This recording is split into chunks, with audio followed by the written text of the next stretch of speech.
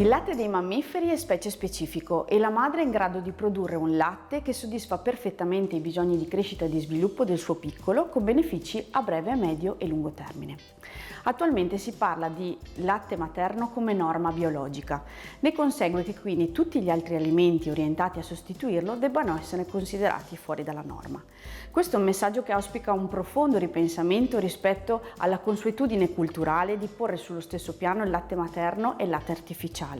Per questo è importante sapere che allattare fa bene sia a mamma che a bambino.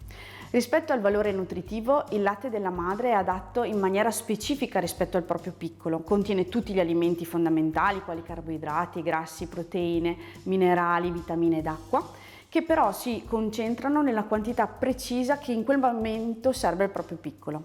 Il colostro è adatto ai primi giorni di vita, mentre il latte maturo è in grado di mutare di poppata in poppata durante lo scorrere del giorno e di mese in mese, proprio per essere adatto in maniera specifica appunto per i bisogni del suo piccolo. Nel periodo in cui il bambino assume il latte materno è protetto anche dalle allergie. L'alimentazione artificiale del bambino o un allattamento di troppo breve durata comporta che ci sia un aumento del rischio di sviluppare diabete di tipo 1 e di alcuni tumori dell'età evolutiva.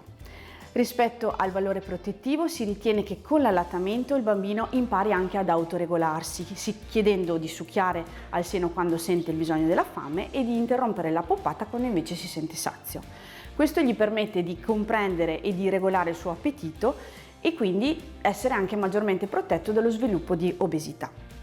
Allattare previene anche dall'emorragia del postpartum e accelera quella che è l'involuzione dell'utero, cioè il ritorno dell'utero alle sue dimensioni pregravidiche riferito alla mamma.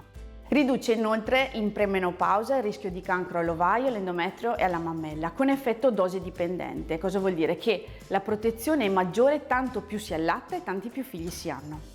È noto e dimostrato da evidenze che allattare riduce nella donna il rischio di cancro al seno del 4% per ogni anno di allattamento e del 24% nella donna che ha allattato. Allattare protegge anche dall'osteoporosi e dalla rottura del femore. In gravidanza, infatti, durante tutto il periodo dell'allattamento si verifica una riduzione dello spessimento osseo che si ripristina al termine e al compimento dell'allattamento.